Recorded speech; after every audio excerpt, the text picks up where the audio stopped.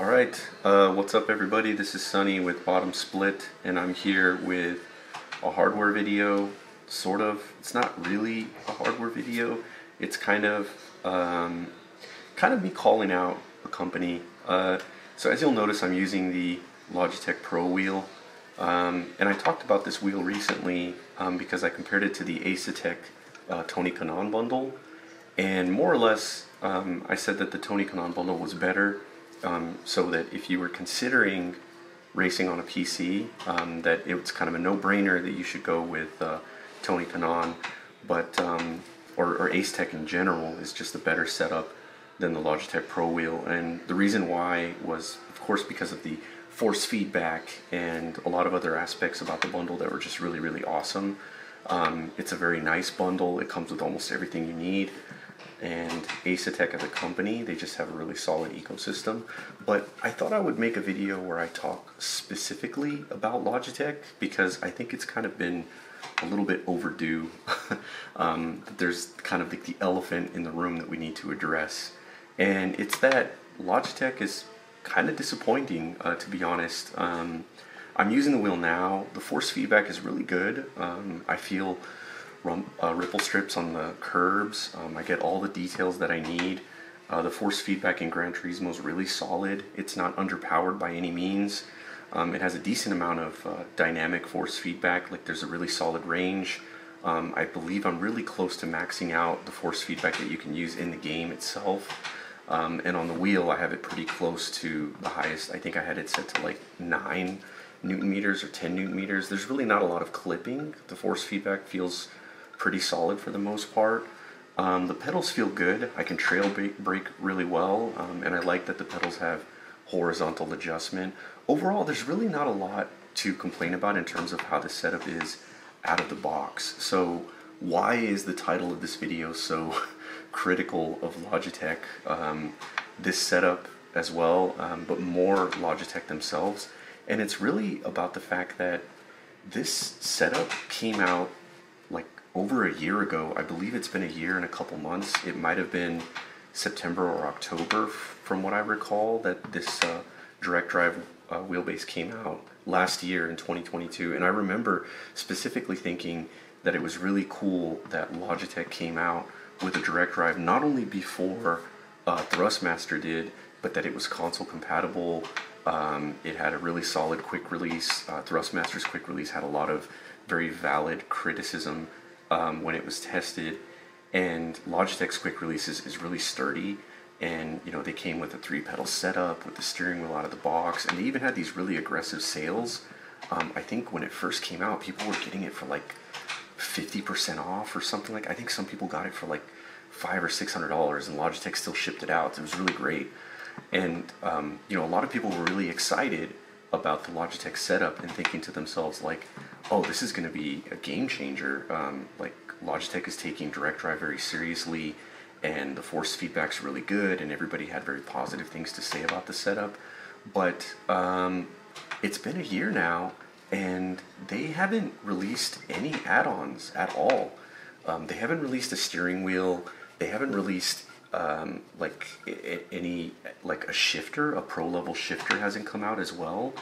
They haven't released really anything other than, like, you know, an adapter so that you can use the old pedals and shifter with this setup. So it's kind of like, what's the deal? You know, like what the hell is going on? Like, are they just abandoning this product? Because a lot of people invested a lot of money into this thing, and they seemingly just kind of abandoned it. It's almost vaporware at this point.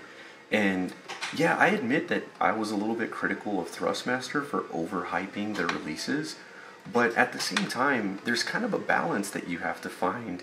And you've got companies like Asetek that are like communicating with the community very often. They have like PR people that are responding to complaints.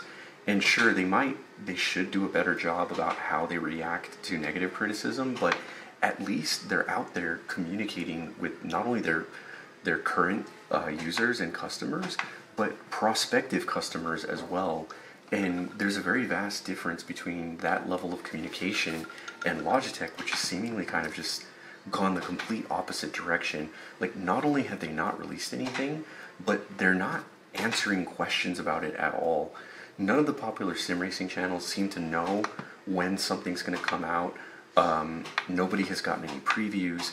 There was a sim racing expo, and I don't even know if they were there. And if they were there, they should be ashamed of themselves for showing up, because showing up to an expo like that when you haven't done anything since last year is really insulting. It would almost be better if you just didn't go, and anyone who asked if you were going to go, just send them cat memes on Twitter or something. It's kind of ridiculous. So anyone who's considering buying this bundle, let me get into the details about what I'm criticizing them about. So the title of this section, what is the problem, right? Okay, so out of the box, this bundle is solid. It's got a decent steering wheel. In my opinion, the steering wheel that comes with this bundle is actually kind of better in a certain way than the Asetek bundle or the Formula bundles from Fanatec, because at least, even though this steering wheel isn't perfect in terms of inputs, the quality is decent. It has clutch paddles, and because it's a flat bottom, like a D-shaped steering wheel, you can use it for a lot of different cars. You can use it for open wheel cars. It wouldn't be perfect, but you could use it for Formula. You could use it for GT3. You could use it for hybrid or LMP. But you can also use it for domestic cars. You can use it for drifting. Not great, but you can use it for drifting. You can use it for rally. You can basically use it for almost any cars that you want. So it's a lot more versatile. That's one of the positives. It's also a very quality built wheel. It has leather wrapping on the steering wheel. It looks good. Like when you get out of the box, you're kind of excited to have this product. The wheelbase itself uses standard mounting holes, so you're pretty much guaranteed that whatever cockpit that you have, you'll be able to bolt it up. It has a decent amount of torque. 11 Newton meters definitely feels like enough. My biggest complaint with the DD Pro is that 8 Newton meters did not feel like enough. It felt very light and easy to max that out. This one feels like 11 Newton meters is definitely more than enough. Like if you couldn't go past this, it wouldn't be a bad thing. The quality of the force feedback is good. You can feel all the details that you need to. And it comes with a 3-pedal setup that I think comes with most of the stuff that you need. It has adjustments that you can make to the stiffness. It has different springs and dampeners that you can use. And you can adjust the horizontal placement, so you can actually make them more Formula style. You can even remove the clutch entirely, so that part's kind of cool. Overall, the aesthetics are really nice. The driver software is, for the most part, it's stable. I haven't experienced any torque spikes or anything that felt like it was going to break my hand off. There's a lot of positive about this setup. So what's the problem? Well, let's start with the fact that True Force, very controversial, but they don't make it very easy to turn this stuff off. With True Force, if you set it to 0 in Gran Turismo, there's some kind of bug with Gran Turismo 7 where when you set it to 0, it sets it to like the default of what the driver software or what Gran Turismo wants you to have, which is like maxed out True Force. So you need to set it to like a really low value, but not 0. Like you need to set it to 1 or 2 if you don't want it. I don't like True Force, so I set it to 1 or 2, but that's not even the worst part about it. The other bad part is that every time you turn on the wheelbase, the PlayStation forgets this setting, and you have to like slightly raise the True Force audio setting and then lower it back down to 0. So it's not a perfect experience in that regard. The other aspect about it that's not great is that Logitech has no steering wheels for this. They haven't released any additional steering wheels for this. And to make matters worse, one of the things that they talked about unofficially is that the PlayStation version of this setup is compatible with Xbox if you use an Xbox compatible steering wheel. But they're not selling the Xbox compatible steering wheel separately. They only sell the separate components for the PC-only version of this setup. So even if you bought the PlayStation bundle because you thought, oh, I'll just get an Xbox steering wheel later and then use that for Xbox, you wouldn't be able to because you can't get a hold of the steering wheel. You'd have to find somebody with the bundle that only races on PC and then offer to buy their Xbox compatible wheel off them and then maybe buy them a PC one. But why would they sell it to you? They would want some additional money on top because you can't buy the Xbox wheel by itself. So that's going to be an expensive proposition most likely. But as of now, no one has confirmed that the Xbox wheel gives you Xbox compatibility yet because Logitech doesn't sell it by itself. The other big problem is they haven't released a handbrake, they haven't released a shifter, and to make matters, like, they're so non-committed to releasing additional accessories for this setup that they're actually reusing old accessories. And what I mean by that is Logitech released a USB, it's like an adapter, and you attach it to the Logitech Pro Wheelbase. Oh, what the hell, this guy passed me. You attach this USB like accessory, like a hub, to the Pro Wheelbase, and by using that hub, you're able to use the G29 pedals or the G29 shifter with your Pro Wheel setup. Like, that's how much Logitech doesn't want to make a Pro shifter. They're literally saying, hey, we're not going to make a Pro shifter, so just go use an old shifter. And that that alone is kind of like, okay, whatever. Like, if they communicated with the community that, hey, this is when we're going to do this is when we're thinking about having these products out, if they did previews or trailers or anything like that, it would be one thing. But not only are they not releasing products, but they're not letting anybody know when they're going to release products. So yeah, basically this setup is okay if you love it exactly as it is. But if you want to do H-pattern driving, I can't recommend it because the G29 shifter, it's severely limited. You can't use it as a sequential shifter, and not only that, but the actual, like, the build quality of it, it's not very solid. It's not something I would consider very good for like an aluminum profile cockpit. And when you combine the cost of the adapter with the G29 shifter, you're looking at like a $100 to $150 setup, which is kind of like, it's like, why are you spending that much for like a plastic toy shifter when if you were racing on PC, you can get very, very good H-pattern shifters for $100. There's some really solid, like the SSH shifter, I believe it's what it's called, or is it SHH? There's a shifter it's made out of metal. It has some 3D printed components, but it's a very solid shifter that can switch between sequential and H-pattern, and it's like $100. You can sometimes find the ClubSport shifter for $100 to $150. Like, even Thrustmaster's low, like, entry-level shifter is better than the G29 shifter. I just can't recommend that shifter. And on top of that, if you do formula racing, you can use the steering wheel for now, but it's not a great experience for open wheel racing.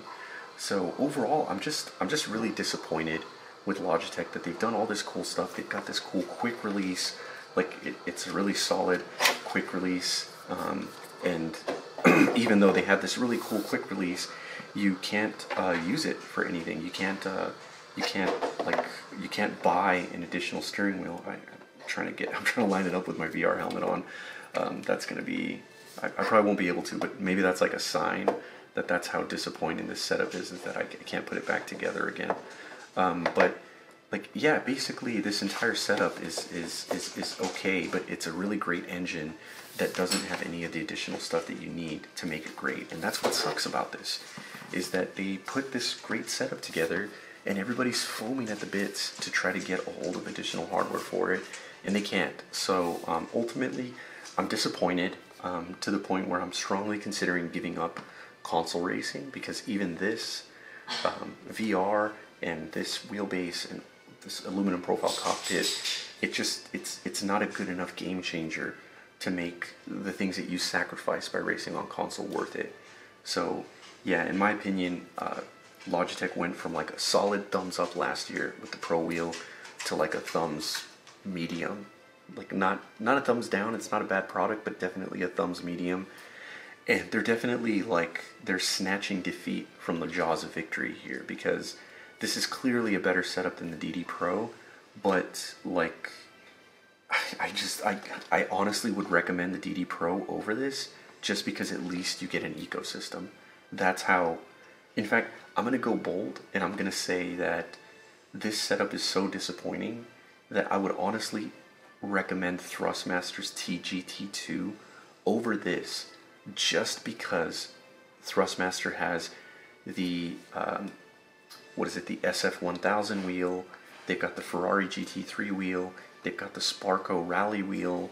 They've got like wheels that you can use for drifting. They've got all these different steering wheels that you can use, and you're going to notice a lot more the steering wheels that you're using over the quality of the force feedback. So yeah, congratulations Logitech, you went from being like the best console PS5 compatible wheelbase to like being third best. Third best, and the only wheelbases that you beat are belt driven wheels. Like, how sad is that? So I guess you could say Logitech is asleep at the wheel. Anyway, thank you guys for watching. I'll see you guys next time.